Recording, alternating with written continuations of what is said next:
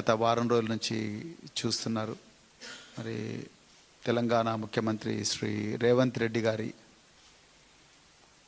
UK మరియు US అంటే England మరియు అమెరికా పర్యటన వివాదాస్పదంగా మారడం, మరి ముఖ్యమంత్రి గారు లండన్ పర్యటన ముగించుకొని అమెరికాకు పోవడానికి భారత ప్రభుత్వం అనుమతి నిరాకరించడంతో వారు వెంటనే లండన్ నుంచి నిన్న ఇండియాకు వాపసు రావడం.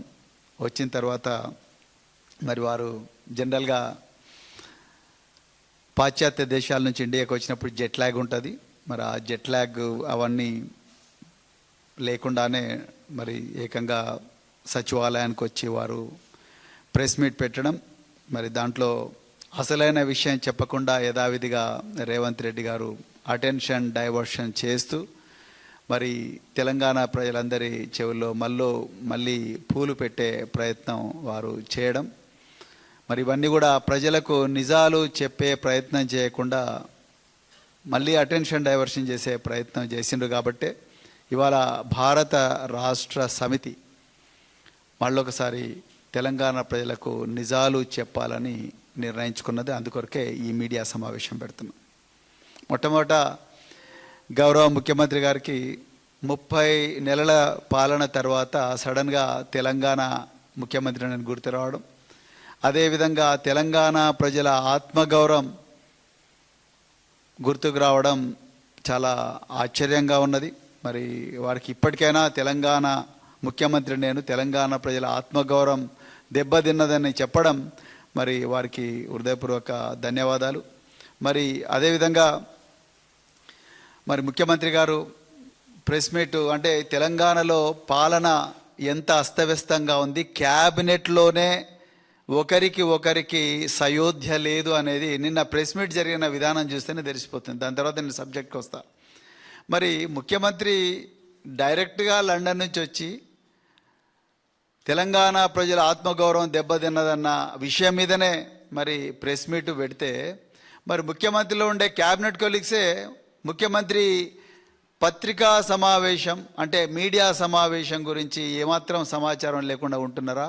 ఒకటే సచివాలయం, మరి క్యాబినెట్ సబ్ కమిటీ సమావేశంలో ఉన్నారు అని చెప్తున్న ఈ ఉత్తమ్ కుమార్ రెడ్డి గారు, మల్లు బట్టి విక్రమార్క గారు మీడియా సమావేశం అయిన తర్వాత 10 నిమిషాలకు మీడియా సమావేశం మధ్యలోకి వచ్చి కూర్చోవడం అంటే, ముఖ్యమంత్రి పత్రికా సమావేశం పెడుతుంటే కూడా క్యాబినెట్ కొలీగ్స్ కూడా ఎవరు రాని పరిస్థితి. ఈ విధమైన పరిస్థితి ఇవాళ తెలంగాణలో ఉన్నది. అంటే క్యాబినెట్లోనే సయోధ్య లేదు ఒక విషయం మీద. అది రెండో విషయం. ఇక అతి ముఖ్యమైన విషయం ఏంటయ్యా అంటే, మరి ముఖ్యమంత్రి గారు ఈ పొలిటికల్ క్లియరెన్స్ ఇవ్వలేదు అన్న మిషతోని నిన్న పెట్టడం జరిగింది. మరి వారు దాంట్లో భాగంగానే ఇందులో నేను కాంగ్రెస్ పార్టీ,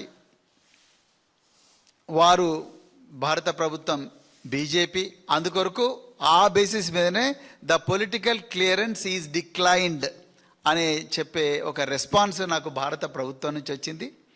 అందుకొరకు దీంట్లో రాజకీయాలు ఎంటర్ అయినాయి. నేనేమో తెలంగాణ రాష్ట్రాన్ని అద్భుతంగా తెలంగాణలో ఉండే పేద ప్రజలందరూ కూడా చదువుకునే మరి పరిస్థితిని అద్భుతంగా మరి వాళ్ళకు గొప్ప ప్రపంచ స్థాయి విశ్వవిద్యాలయాలు పరిచయం చేయాలని చెప్పేసి, క్రీడా రంగాన్ని డెవలప్ చేయాలని చెప్పేసి నేను యూకే అంటే లండన్, అదేవిధంగా మరి బోస్టన్ నగరాలకు పోతుంటే మీరు పొలిటికల్ క్లియరెన్స్ డిక్లైన్ ఎందుకు చేసినరో అని చెప్పేసి ముఖ్యమంత్రి గారు మరి వారు అమాయకంగా చెప్పినరో, తెలిసే చెప్పినరో, తెలియక చెప్పినరో నాకు తెలియదు. కానీ వాళ్ళు మళ్ళీ ఒకసారి పప్పులో కాలేయడమే కాకుండా మళ్ళీ తెలంగాణ ప్రజల చెవిలో మళ్ళీ పూలు పెట్టే ప్రయత్నం చేసినరు.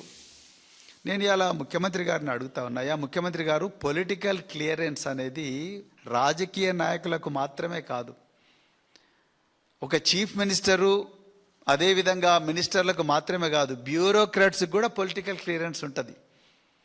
ప్రభుత్వ అధికారులు ఎవరు విదేశాలకు పోయినా ప్రభుత్వ ఖర్చుతోని విదేశాల నుంచి వాళ్ళకి ఎప్పుడైనా ఇన్విటేషన్లు వచ్చినా తప్పనిసరిగా వాళ్ళు ministry of home affairs, ministry of external affairs అంటే విదేశాంగ శాఖ నుంచి తప్పనిసరిగా క్లియరెన్స్ తీసుకోవాలి.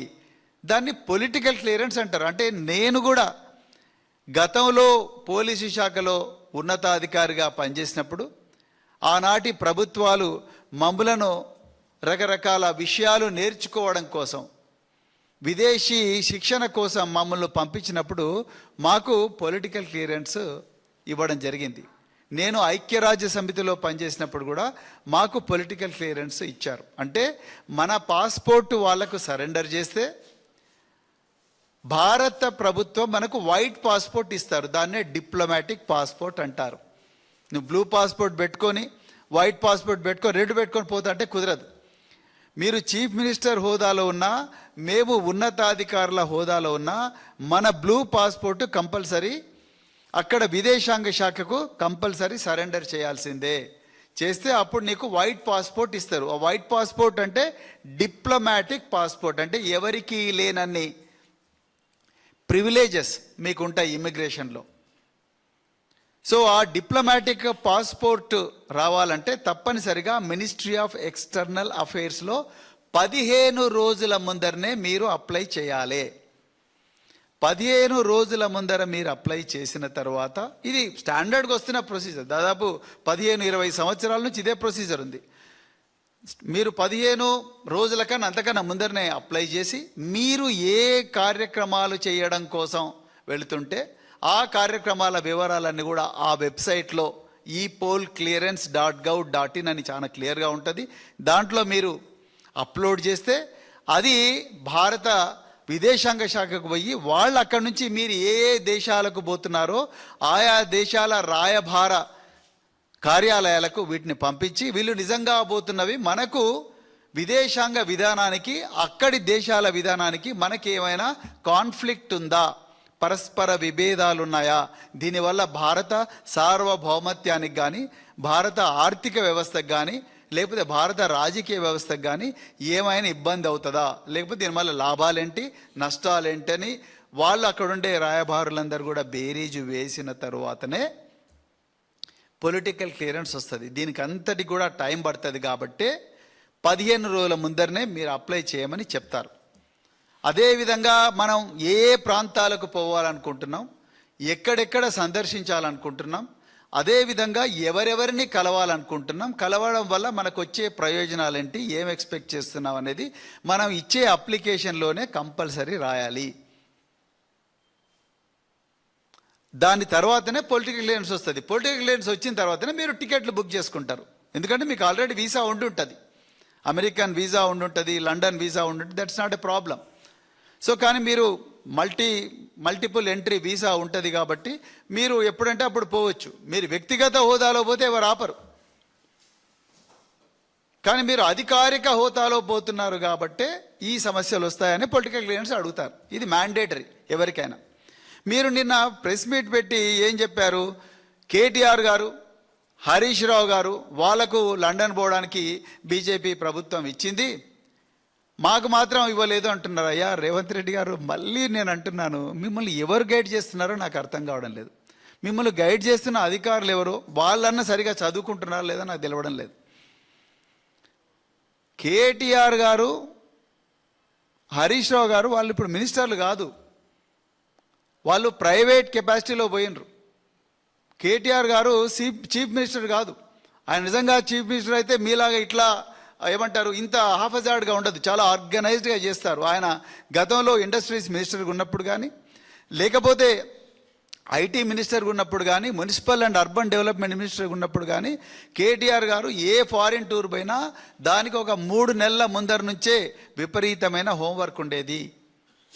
అక్కడ నుంచి డాక్యుమెంట్స్ అన్ని క్లియర్గా రావడం, దాని తర్వాత ఇక్కడ నుంచి ఐటినరీ చాలా కేర్ఫుల్గా తయారు చేయడం, ఢిల్లీలో ఒక లైజనింగ్ ఆఫీస్ పెట్టి వాళ్ళందరికీ మినిస్టర్ ఆఫ్ ఎక్స్టర్నల్ అఫైర్స్కి ఎక్స్ప్లెయిన్ చేయడం, ఇవన్నీ చేసిన తర్వాతనే వారు పొలిటికల్ క్లియరెన్స్ వచ్చిన తర్వాతనే వెళ్ళేవాళ్ళు. సో ఇప్పుడు మీ విషయంలో ఏం జరిగింది, 15 రోజుల ముందర అప్లై చేయాల్సింది మీరు కేవలం 5 రోజుల లోపలే అప్లై చేశారు. అప్లై చేసిన తర్వాత మీకు యూకే విజిట్కు పర్మిషన్ దొరికింది, కానీ మీకు అమెరికన్ విజిట్కు పర్మిషన్ దొరకలేదు. అది కూడా ఎప్పుడు మీరు లండన్లో ఉన్నప్పుడు ఈ విషయం భారత ప్రభుత్వం మీకు చెప్పింది. ఇవాళ నా ప్రశ్న ఏంటంటే, మీరు అసలు ఏం అప్లై చేశారు?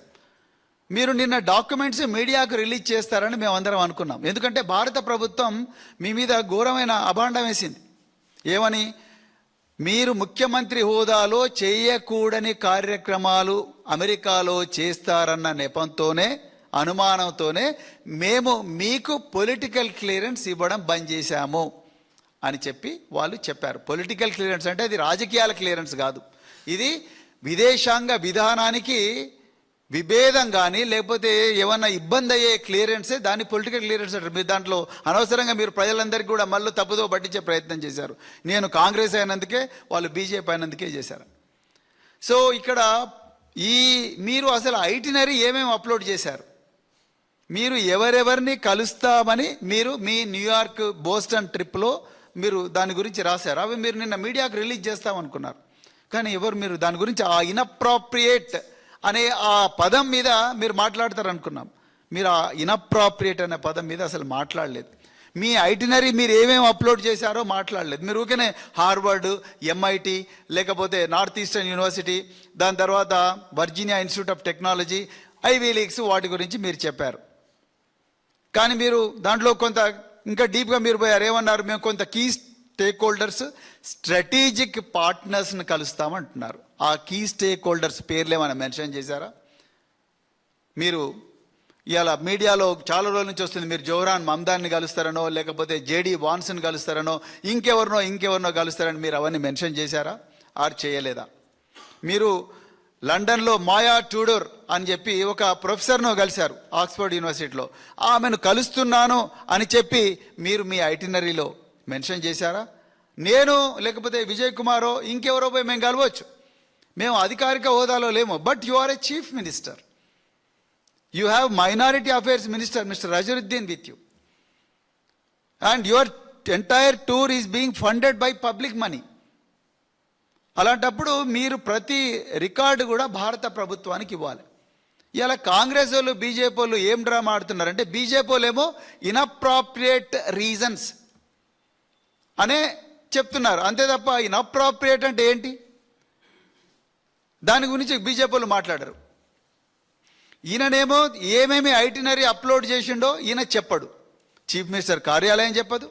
ఈ స్ట్రాటజిక్ పార్ట్నర్స్ అంటే ఎవరు, కీ స్టేక్ హోల్డర్స్ అంటే ఎవరు, ఈ యూనివర్సిటీలో ఎవరెవరిని కలుస్తున్నారు, వాళ్ళ నుంచి మీకేమన్నా ఇన్విటేషన్స్ వచ్చినాయా, అంతకన్నా ముందు ఏమైనా సంప్రదింపులు జరిగినాయా అనే వాటి గురించి ఎవరు చెప్పరు. అదేవిధంగా మరి ఇంకొక గమ్మత్తైన విషయం ఏంటంటే, బీజేపీ కూడా కావాలని గేమ్ ఆడుతున్నది. ఏమని? ముఖ్యమంత్రికి పర్మిషన్ లేదు, కానీ ఇద్దరు అధికారులను మాత్రం మేము పంపిస్తాం. మరి ముఖ్యమంత్రి లేకుండా అధికారులు పోయి ఏం చేస్తారు? వాళ్ళు పోయి ఎవరితో మాట్లాడతారు? అసలు పోవాల్సిన అవసరం ఉందా అనేది రెండవ ప్రశ్న. అది దాని గురించి నేను ఒక నిమిషం తర్వాత మాట్లాడతాను. సో ఇక్కడ బీజేపీ ఏం గేమ్ ఆడుతున్నది? మేము ఇన్అప్రాప్రియేట్ రీజన్స్ అంటే చేయకూడని కార్యక్రమాలు ముఖ్యమంత్రి చేస్తాడన్న అనుమానంతో అమెరికా పర్మిషన్ ముఖ్యమంత్రికి ఇవ్వలేదు అంటున్నారు. అంటే రేవంత్ రెడ్డి గారికి ఇవ్వలేదు. రేవంత్ రెడ్డి గారు ఏం చెప్తున్నారు? ఆ ఇన్అప్రాప్రియేట్ కంటెంట్ ఏందో చెప్పయ్యా బాబు అంటే ఆయన చెప్తలేడు. మీరు అప్లోడ్ చేసిన ఐటరీ మీరు రిలీజ్ చేయరు, ఆ కీ స్టేక్ హోల్డర్స్ ఎవరో చెప్పరు, స్ట్రాటజిక్ పార్ట్నర్స్ ఎవరో చెప్పరు. మీకు కేంబ్రిడ్జ్తోని, ఎల్ఎస్సితోని, అంటే ఎల్ఎస్సి అంటే లండన్ స్కూల్ ఆఫ్ ఎకనామిక్స్తోని, ఆక్స్ఫర్డ్తోని ఏమేమి కమ్యూనికేషన్ జరిగిందో మాకు చెప్పండి అంటే మీరు చెప్పరు. హార్వర్డ్తోని, ఎంఐటితోని, ప్రిన్స్టన్తోని, మిగతా గొప్ప గొప్ప యూనివర్సిటీతో ఏం కమ్యూనికేషన్ జరిగింది అది మీడియాకి రిలీజ్ చేయాలి కదా, లేకపోతే మాకు ఎట్లా తెలుస్తుంది? లేకపోతే బీజేపీ వాళ్ళని చెప్పాలి. బీజేపీ వాళ్ళు చెప్పరు, కాంగ్రెస్ వాళ్ళు చెప్పరు. తెలంగాణ ప్రజలను అమాయకులుగా మరి వాళ్ళ చెవుల్లో పూలు పెట్టే ప్రయత్నం ఇలా రేవంత్ రెడ్డి గారు, అదేవిధంగా మరి బీజేపీ నాయకులు ఇద్దరు కలిసి చేస్తున్నారు. ఇక పొలిటికల్ క్లియరెన్స్ ఇది మొదటిసారా డినై చేయడం?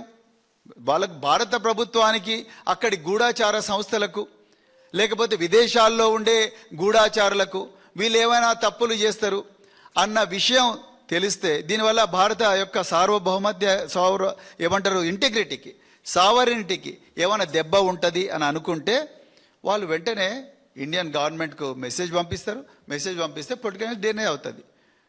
ఇలా బీజేపీ ప్రభుత్వం ఒక్కటే కాదు, గతంలో కాంగ్రెస్ ప్రభుత్వం కూడా పొలిటికల్ క్లియరెన్స్ చాలా మందికి డినై చేసింది. నిజానికి 2012లో తరుణ్ గొగోయ్ అనే ఒక అస్సాం చీఫ్ మినిస్టర్, ఆయన నేను విదేశాలకు పోతా అంటే అప్పుడున్న కాంగ్రెస్ ప్రభుత్వం నో అని చెప్పి మరి డినై చేసింది. బీజేపీ ప్రభుత్వం కూడా యాజ్ యూజువల్ మనందరికీ కూడా తెలుసు, ప్రతిపక్షాల గొంతు నొక్కడం, అదేవిధంగా చిన్న చిన్న రాష్ట్రాల గొంతు నొక్కడం, ఇవన్నీ కూడా వీళ్ళు చేస్తూ ఉన్నారు. మమతా బెనర్జీ గారిని విదేశీ యాత్రకు బంద్ చేశారు. అదేవిధంగా మన కర్ణాటకలో ఒక మినిస్టర్ యొక్క విదేశీ యాత్రను కూడా బంద్ చేశారు. కానీ ఇవాళ తెలంగాణ ముఖ్యమంత్రి తెలంగాణ ఆత్మగౌరవం అని చెప్పేసి మరి 30 నెలల తర్వాత మొట్టమొదటిసారిగా తెలంగాణ పేరు తీస్తున్నారు తెలంగాణ ముఖ్యమంత్రిగా. మరి నేను ఇలా రేవంత్ రెడ్డి గారిని అడుగుతా ఉన్నాయా, తెలంగాణ ఆత్మగౌరవం, గోదావరి జలాల విషయంలో అన్యాయం జరుగుతున్నప్పుడు మీకు ఎందుకు గుర్తుకు రాలేదు? కృష్ణా జలాల విషయంలో అన్యాయం జరుగుతున్నప్పుడు మీకు ఎందుకు గుర్తుకు రాలేదు? బనకచెర్ల విషయంలో అన్యాయం జరుగుతున్నప్పుడు మీకు ఎందుకు గుర్తుకు రాలేదు? మనకు రావాల్సిన నిధులన్నీ కూడా ఆంధ్రప్రదేశ్కు చంద్రబాబు నాయుడు గారు తీసుకుపోతున్నప్పుడు మీకు తెలంగాణ ఆత్మగౌరవం ఎందుకు గుర్తుకు రాలేదు? ఆంధ్రలో పనిచేసిన ఆదిత్యనాథ్ దాస్ ఏకంగా చంద్రబాబు నాయుడు గారు పంపిస్తే మీరు ఇక్కడికి వచ్చి తీసుకొచ్చి ఆయన ప్రముఖ నీటిపారుదల సలహాదారుగా వారిని పెట్టుకున్నారు కదా, అప్పుడు మీకు తెలంగాణ ఆత్మగౌరవం ఎందుకు గుర్తుకు రాలేదు? ఇక్కడికి రావాల్సిన నిధులన్నీ కూడా నరేంద్ర మోడీ గారు నరేంద్ర మోడీ గారు ఆయన రాష్ట్రం ఇంకా మిగతా రాష్ట్రాలకు, వాళ్ళ దగ్గరుండే రాష్ట్రాలకు తీసుకుపోతుంటే ఆ రోజు మీకు తెలంగాణ ఆత్మగౌరవం ఎందుకు గుర్తుకు రాలేదు? తేజస్వి సూర్య బీజేపీ ఎంపీ పార్లమెంటులో ఘోరంగా తెలంగాణ ఉద్యమాన్ని, తెలంగాణ రాష్ట్రాన్ని కించపరుస్తూ మాట్లాడినప్పుడు మరి తెలంగాణ ఆత్మగౌరవం మీకు కానీ మీ పార్లమెంటు సభ్యులకు కానీ ఎందుకు గుర్తుకు రాలేదు? సడన్గా ఈరోజు రేవంత్ రెడ్డి గారికి ఎందుకు ఉక్రోషం వస్తుంది? ఇంటికి పోకుండా డైరెక్ట్ సచివాలయానికి వచ్చే ప్రెస్ మీట్ ఎందుకు పెట్టిండు అంటే, ఫ్యూచర్ సిటీలో రేవంత్ రెడ్డి గారి ఆత్మ ఉన్నది, అక్కడే ఉంది. బాలనాగమ్మ కథలో చదువుకున్నాం కదా, అట్లనే ఫ్యూచర్ సిటీలోనే రేవంత్ రెడ్డి గారి ఆత్మ ఉన్నది. ఆయన బాధంతా ఏంటంటే, నేను ఫ్యూచర్ సిటీని ఒక గొప్ప రియల్ ఎస్టేట్ ఎంటర్ప్రైజ్గా చేయాలని చూస్తూ ఉన్నాను. అక్కడ మాకు 3000 ఎకరాల భూమి ఉన్నది. మాకు అంటే రేవంత్ రెడ్డి గారికి, వాళ్ళ బ్రదర్స్కు, వాళ్ళ కుటుంబ సభ్యులకు అందరికి కూడా 3000 ఎకరాల భూమి ఉన్నది.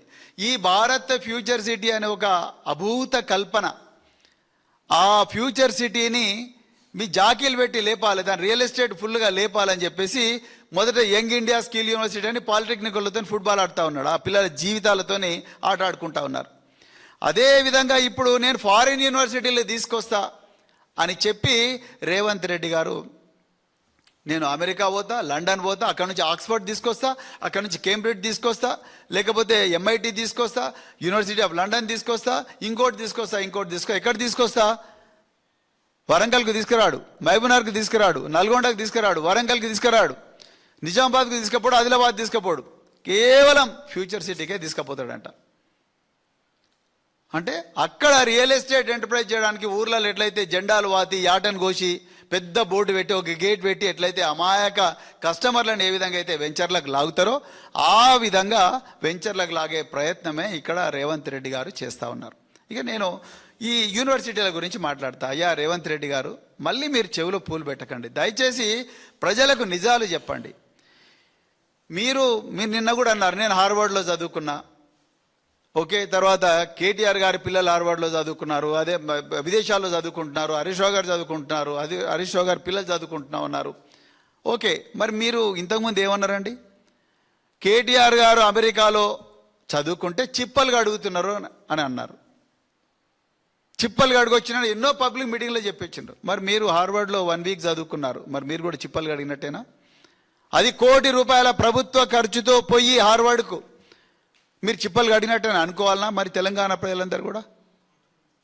ఇక ఇంకొక విషయం, అసలు ఈ యూనివర్సిటీలు వాళ్ళ దేశాన్ని వదిలిపెట్టి విదేశాలకు వస్తాయా? ఆ విషయంలో కూడా మీరు నిజాలు ప్రజలకు చెప్పలేదు. ఎంతసేపు మీరు ఏమంటున్నారు, తెలంగాణలో ఉండే SC, ST, BC మైనారిటీ పిల్లలందరికీ కూడా ప్రపంచ స్థాయి విద్య ఇవ్వాలని చెప్పి నేను కష్టపడుతుంటే భారత ప్రభుత్వం నా పర్యటనకు అడ్డుకట్ట వేస్తుంది అని అంటున్నారు. నిజానికి హార్వర్డ్, నేను కూడా అక్కడే చదువుకున్నాను రేవంత్ రెడ్డి గారు. నేను master of public administration degree చేసిన, మేసన్ ఫెలోను, భారత ప్రభుత్వం ఇచ్చిన స్కాలర్షిప్తోనే పోయినా. 2012వ సంవత్సరంలో భారతదేశంలో 3 ఆఫీసర్లను సెలెక్ట్ చేసినారు, అందులో నేను ఒకరిని. భారత ప్రభుత్వం స్కాలర్షిప్ ఇచ్చి పంపించింది నాకు. సో నేను కూడా అక్కడే చదువుకున్నా. హార్వర్డ్ 385 సంవత్సరాల చరిత్రలో ఎప్పుడు కూడా బోస్టన్ తప్ప వేరే క్యాంపస్ ఓపెన్ చేయలేదు. మ్యాసాచ్యూసెట్స్ ఇన్స్టిట్యూట్ ఆఫ్ టెక్నాలజీ MIT వాళ్ళు ఓపెన్గా చెప్పారు, మేము MIT బోస్టన్ తప్ప ఎక్కడ కూడా క్యాంపస్ ఓపెన్ చేయడం లేదు. మూడవది కేంబ్రిడ్జ్ యూనివర్సిటీ కూడా మేము లండన్లో తప్ప ఎక్కడ కూడా క్యాంపస్ ఓపెన్ చేయడం లేదు. దాదాపుగా 900 సంవత్సరాల చరిత్ర ఉన్న ప్రపంచంలోనే అత్యంత పురాతనమైన ఆక్స్ఫర్డ్ యూనివర్సిటీ, ఆ ఆక్స్ఫర్డ్ యూనివర్సిటీ కూడా వాళ్ళు ప్రపంచంలో ఆక్స్ఫర్డ్ అనే ప్లేస్లో, అంటే ఆ యూనివర్సిటీ ఉండే ప్లేస్ తప్ప వేరే చోట ఎక్కడ కూడా మేము యూనివర్సిటీ ఓపెన్ చేయడం లేదు అని వాళ్ళు చాలా క్లియర్గా చెప్పారు. మీరు ఐవీ లీగ్స్ అంటున్నారు, అంటే Harvard, Princeton, Yale, Dartmouth, Brown, Columbia, Cornell, ఈ కాలేజెస్ ఏవి కూడా, ఈ యూనివర్సిటీలు వాళ్ళ యూనివర్సిటీ క్యాంపస్ నుంచి బయటికి రావు. రేవంత్ రెడ్డి గారు మీకు మీ ఆఫీసర్లు ఎందుకు చెప్పలేదో నాకు తెలియదు. చాలా ఓల్డ్ యూనివర్సిటీస్ ఈ ప్రపంచంలో 200-300 సంవత్సరాల వయసున్న ఈ యూనివర్సిటీలు వేరే దేశాల్లో ఎక్కడ కూడా క్యాంపస్లు పెట్టరు. మీరు కేవలం వాళ్ళని డైరెక్ట్గా హెలికాప్టర్ మీద నుంచి తీసుకొచ్చి ఫ్యూచర్ సిటీలో ల్యాండ్ చేయాలని చూస్తూ ఉన్నారు. ఇంపాసిబుల్. ఎందుకు ఈ విషయం ప్రజలకు చెప్పడం లేదు? మీకు హార్వర్డ్కు మధ్యలో జరిగిన కమ్యూనికేషన్ ఏంటి? మీకు MITకి మధ్యలో జరిగిన కమ్యూనికేషన్ ఏంటి? ఇంకా ఇంకొక విషయం ఏంటంటే, ఇది ఎండాకాలం, మనకి ఇక్కడ వానాకాలం, అమెరికాలో ఎండాకాలం. ఎండాకాలంలో ఎవరుంటారండి ప్రొఫెసర్లు? వాళ్ళది సెప్టెంబర్ 1st స్టార్ట్ అయితే ఫాల్. ఇప్పుడు పోయి ఏం చేస్తారు మీరు అక్కడ? ఎండాకాలంలో యూనివర్సిటీలన్నీ వెకేషన్, అందరు ప్రొఫెసర్లు వేరే వేరే దేశాలకు పోతారు. ఇప్పుడు పోయి మీరు అక్కడ పోయి చేసేది ఏమున్నది? సో దాని మీద కూడా మీరు నిన్న మాట్లాడతారనుకున్నాం, మాట్లాడలేదు. ఇక మీరు అసలు మనం ఎగ్జాంపుల్గా ఎవరిని తీసుకోవాలి? మన ఏషియా దేశాలను తీసుకోవాలి. మీరు అన్నారుగా, చాలా ఉక్రోషంతో అన్నారు, ఇవాళ నేను SC, ST, BC మైనారిటీ విద్యార్థులను అద్భుతంగా డెవలప్ చేయాలనుకుంటున్నా, కానీ ఈ ప్రభుత్వం భారత ప్రభుత్వం ఆపింది అని అంటున్నారు కదా. భారత ప్రభుత్వం 100 విషయాల్లో తెలంగాణకు అన్యాయం చేసింది. బీజేపీ, కాంగ్రెస్ దొందే. మీరు ఘోరంగా వాళ్ళు అన్యాయం చేసిర్రు, మీరు అన్యాయం చేసిర్రు. కానీ మీరు నిన్న మాట్లాడింది, నేను ఈ విధంగా ఈ వీళ్ళందరినీ కూడా విదేశీ విద్య ఇచ్చి గొప్పగా డెవలప్ చేయాలనుకుంటుంటే మీరు నన్ను ఆపుతున్నారన్నారు. రేవంత్ రెడ్డి గారు, నేను మీకు ఒక విషయం చెప్తా. తెలంగాణకు మణిరత్నం లాంటి యూనివర్సిటీ ఏంటయ్యా అంటే ఉస్మానియా. ఎందుకంటే ఓల్డెస్ట్ యూనివర్సిటీ. మీరు ఉస్మానియా క్యాంపస్కు ఆగస్టు 25వ తారీఖు నాడు ఒక స్టేట్మెంట్ ఇచ్చిండ్రు, నేను ఉస్మానియా క్యాంపస్ను 1000 కోట్లతో డెవలప్ చేస్తా అని చెప్పి ఠాగూర్ ఆడిటోరియంలో మీరు డిసెంబర్ 25 నాడు పోయి చెప్పిర్రు. ఆ రోజు ప్రొఫెసర్ కాసిం కూడా ఓహో మీరు అసలు చాలా గొప్ప వాళ్ళు, ఇక మీరు అసలు ఈ యూనివర్సిటీ చరిత్రలోనే ఇంత గొప్ప జరగలేదని చెప్పి మీకు పాలాభిషేకాలు కూడా చేసిండ్రు అక్కడ. ఎప్పుడు? ఆగస్టు 25 నాడు మీరు అనౌన్స్మెంట్ చేసిండ్రు. డిసెంబర్ 25 నాడు 10-25 నాడు మీరు ఒక డ్రాఫ్ట్ మాస్టర్ ప్లాన్ కూడా చేసి దానికి ఒక QR కోడ్ కూడా చేసి స్కాన్ చేసుకోండి, యూనివర్సిటీ ఇంత అద్భుతంగా తయారవుద్దు అన్నారు. బాగుంది. మార్చి 2026 నాడు university vice chancellor professor Kumar మీకు పబ్లిక్గా థ్యాంక్స్ చెప్పిండు. బడ్జెట్లో మా యూనివర్సిటీకి 1000 కోట్లు కేటాయించినందుకు ముఖ్యమంత్రి గారికి ధన్యవాదాలు. ఆయన కూడా అందరిలాగానే పాలాభిషేకాలు చేసిండు. కానీ మే 2026 నాడు ఇదే ఆర్ట్స్ కాలేజ్ ప్రొఫెసర్ అయిన ప్రిన్సిపల్ అయిన ప్రొఫెసర్ కాసిం మాకు ఒక పైసా కూడా రాలేదు అన్నాడు. రేవంత్ రెడ్డి గారు, మీరు నిజంగా SC, ST, BC మైనారిటీ వర్గాలకు న్యాయం చేయాలనుకుంటే, ఎవరైనా కానీ వాళ్ళొక్కరే కాదు అందరు తెలంగాణ బిడ్డలకు న్యాయం చేయాలనుకుంటే మీరు ఉస్మానియాని డెవలప్ చేయండి కదా, కాకతీయని డెవలప్ చేయండి కదా, MGUను డెవలప్ చేయండి కదా, పాలమూరును డెవలప్ చేయండి, తెలంగాణ యూనివర్సిటీ నిజామాబాద్లో ఉంది దాన్ని డెవలప్ చేయండి. వాళ్ళకి డబ్బులు ఇవ్వండి. వాళ్ళకి డబ్బులు ఇవ్వకుండా వాళ్ళకి ఇవ్వాల్సిన డబ్బులన్నీ తీసుకుపోయి ఫ్యూచర్ సిటీలో పెడతావు. ఆ సీఎం రమేష్కి ఇచ్చి 4000 కోట్లు.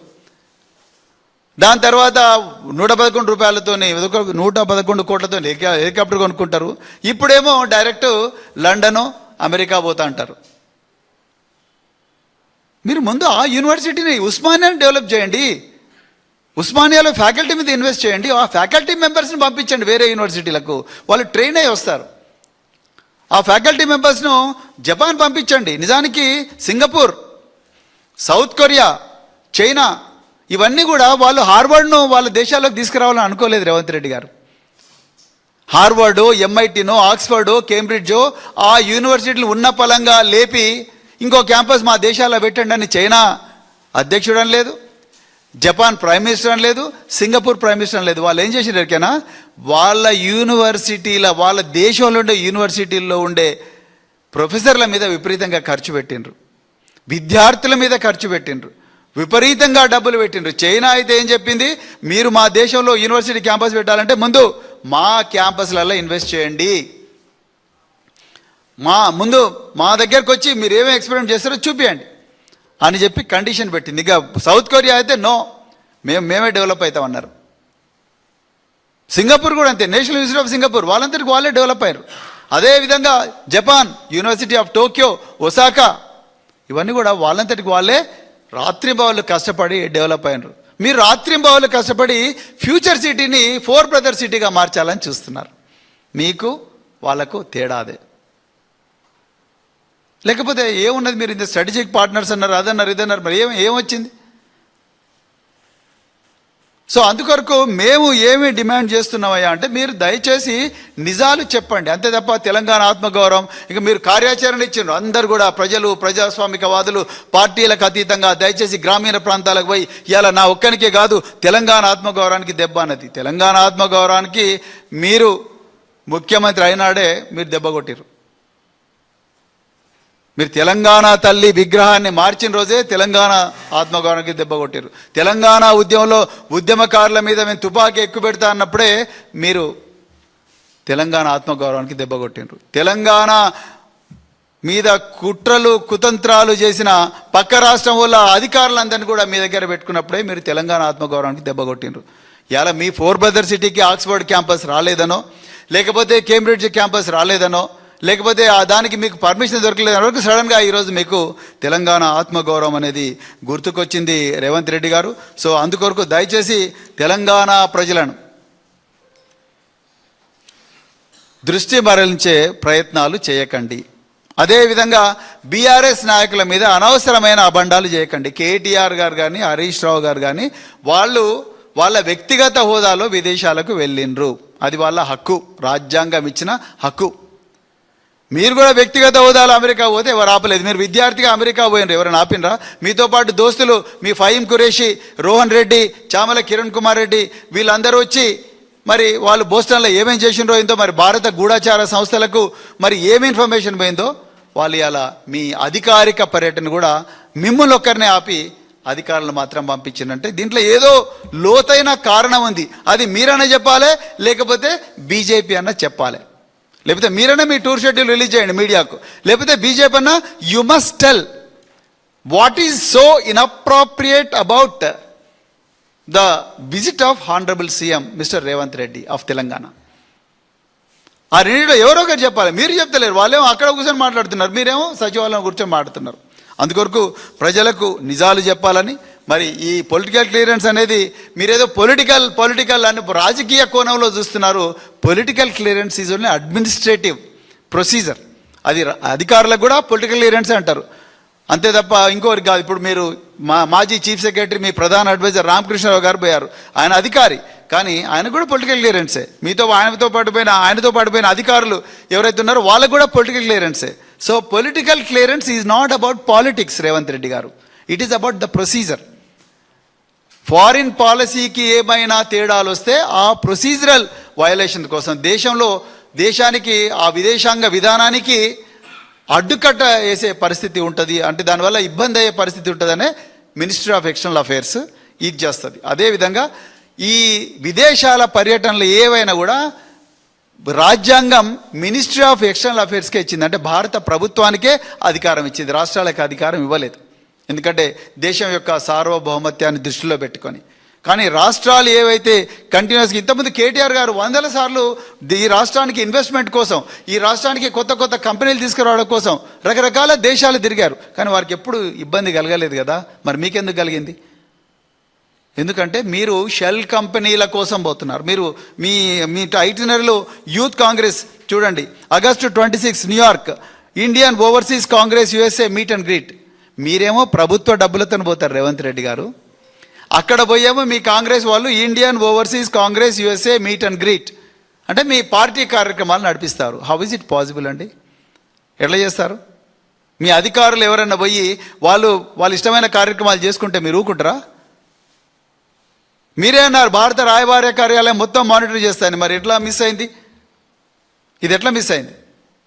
మీరు మాయా టుడోర్ అనే ఒక ప్రొఫెసర్ను కలుస్తారన్న విషయం భారత ప్రభుత్వానికి చెప్పారా? సో ఈ విషయాలన్నిటి మీద కూడా మరి ఇప్పటికి కూడా రేవంత్ రెడ్డి గారు సమాధానాలు ఇవ్వలేదు. మరి రేవంత్ రెడ్డి గారు లేకపోతే వాళ్ళ అఫీషియల్ స్పోక్స్ పర్సనో, లేకపోతే సీఎం ఆఫీస్ నుంచో, లేకపోతే CPROనో, లేకపోతే వాళ్ళ నాయకుడో ఎవరో ఒకరు మరి ఇవ్వాలి. ఎందుకంటే మీరు ఈ బడే బాయ్ చోటే బాయ్ డ్రామా చాలా అద్భుతంగా నడుస్తూ ఉన్నది. మీరు మొన్నటి వరకు బీజేపీ నాయకులను కాపాడింది మీరే. బీజేపీ నాయకుడు ఒక మైనర్ నాయకుడి కొడుకు మైనర్ బాలికను ఘోరంగా అత్యాచారం చేస్తే ఆయనను 9 రోజులు చట్టానికి దొరకకుండా కాపాడింది మీరే. బీజేపీ నాయకుల మీద ఏం కేసులు జరగకుండా కాపాడింది మీరే. ఇప్పుడు లేటెస్ట్గా జనసేన ఎంపీ లింగమనేని రమేష్ కొడుకు ఓపెన్గా ఇదే దుర్గం చెరువు దగ్గర ఆస్టన్ మార్టిన్ కారులో వచ్చి యాక్సిడెంట్ చేసి ఒక 18 సంవత్సరాల అమ్మాయిని మరి యాక్సిడెంట్ చేసి చంపేస్తే అతన్ని అరెస్ట్ చేయకుండా ఆపింది మీరే. మరి ఇన్ని చేసుకుంటా మళ్ళీ సడన్గా ఇవాళ మీ 4th సిటీకి యూనివర్సిటీలు రాలేదనే ఆక్రోశం అనేది మరి చేస్తున్నారు. ఇది కరెక్ట్ కాదు. మా అందరికీ మేము కళ్ళలో ఏమంటారు, మేము కళ్ళు మూసుకొని లేము రేవంత్ రెడ్డి గారు. అందుకొరకు దయచేసి మీరు ఈ విషయాలను కూడా ప్రజలకు చెప్పాలని చెప్పి కోరుకుంటూ, మరి యూనివర్సిటీలను మీరు డెవలప్ చేయాలనుకుంటే ముందు ఉస్మానియా క్యాంపస్ కానీ మిగతా క్యాంపస్లు అన్నిటికీ కూడా ముందు డబ్బులు ఇవ్వండి. మీరు పోయి విద్యాశాఖ మంత్రిగా క్యాంపస్లలో కూర్చోండి. ఆకునూరి మురళీ కమిషన్ విచిత్రం ఏంటంటే ఈ Telangana education commission 2026 Akunuri Murali commission ఆయన రిపోర్ట్లో ఎక్కడ కూడా మీ హార్వర్డ్ పర్యటన, మీరు హార్వర్డ్లో చదువుకున్న విషయాన్ని, అక్కడ నేర్చుకున్న విషయాలను ఆయన ప్రస్తావించలేదు. నిజానికి మీరు హార్వర్డ్లో చదువుకున్న 1 వారానికి ఆయన ఖర్చు దాదాపు కోటి రూపాయలు. ఇక మీ దోస్తులు ఫహీం ఖురేషి, చామల, తర్వాత ఇంకా ఎవరు, రోహిన్ రెడ్డి, ఆ డక్కన్ సిమెంట్ను తుపాకి పట్టి బెదిరించిన రోహిన్ రెడ్డి, వీళ్ళందరి ఖర్చులు వేసుకుంటే 2-4-5 కోట్లు అయితే మళ్ళీ మీరు ప్రైవేట్ విమానాల్లో ఎక్కడెక్కడ పోయినరో ఏందో. సో ఇవన్నీ తెలుసుకుంటే 4-5 కోట్లు అవుతాయి. మరి వీటన్నిటికీ మరి పైసలు ఎక్కడి నుంచి వస్తున్నాయి? వీటన్నిటి గురించి ఆకునూరి మురళి గారు ఎక్కడ కూడా మాట్లాడలేదు. ఆయన విద్యాశాఖ కమిషన్లో చెప్పాలి. ఇంకోటి, ఫారిన్ యూనివర్సిటీలు మన ఇండియాకు రావాలంటే UGC అప్రూవల్ కావాలి. UGC అప్రూవల్ కాకుండా ఫారిన్ యూనివర్సిటీస్ రావు. నేషనల్ ఎడ్యుకేషన్ పాలసీ చాలా క్లియర్గా గైడ్లైన్స్ ఫ్రేమ్ చేసింది. ఏ యూనివర్సిటీ రావాలన్నా కనీసం UGCకి ముందు వాళ్ళు అప్లై చేసుకోవాలి. Foreign higher education in India అనే పోర్టల్ ఉంటుంది. ఆ పోర్టల్లో అప్లై చేసుకుంటే 2.5 నుంచి 3 సంవత్సరాలు పడుతుంది. అప్పుడే లెటర్ ఆఫ్ ఇంటెంట్ ఇవన్నీ వస్తాయి. ఇవన్నీ మాకు తెలియదా? ప్రజలకు మీరు తెలవకుండా కేవలం మీరు పొలిటికల్ యాంగిల్లోనే పొలిటికల్ క్లియరెన్స్ ఈజ్ డిక్లైన్డ్ అంటే అందరూ దీని గురించి నిజమే పాపం ఆయన కాంగ్రెస్ వాళ్ళు బీజేపీ అందుకొరకే పొలిటికల్ క్లియరెన్స్ డిక్లైన్డ్, పాపం అన్యాయం చేసిండ్రు అని నిజంగా మా చూసేవాళ్ళకి ఎవరు అమ్మాయిలకైతే నిజంగా బీపీ పెరుగుతారే మా ముఖ్యమంత్రిని తెలంగాణ ముఖ్యమంత్రి ఇట్లా చేసిండ్రు అని. అసలు విషయం అందుకొరకే కేటీఆర్ గారు ఎప్పుడు అంటుంటారు, రేవంత్ రెడ్డి చెప్పే ప్రతి స్కీమ్ వెనక కూడా ఒక స్కామ్ ఉంటుందంటే దీనికి కూడా ఒక స్కామ్ ఉందని చాలా క్లియర్గా అర్థమైపోయింది. అందుకొరకు ఈ స్కాములు బంద్ చేయండి, ప్రజలకు నిజాలు చెప్పండి. తెలంగాణ ప్రజల ఆత్మగౌరవం నిజంగా కాపాడు అంటే మీరు నిజంగా అర్జెంటుగా రాజీనామా చేయాలి. ఈ నైతిక బాధ్యత వస్తూ రాజీనామా చేయాలి. అప్పుడే నిజంగా తెలంగాణ పిల్లల ఆత్మగౌరవం మళ్ళొకసారి మరి రెస్టోర్ అవుతుందని చెప్తూ, మరి ఈ అవకాశం ఇచ్చిన మీడియా మిత్రులందరికీ కూడా హృదయపూర్వక ధన్యవాదాలు చెప్తూ, జై తెలంగాణ.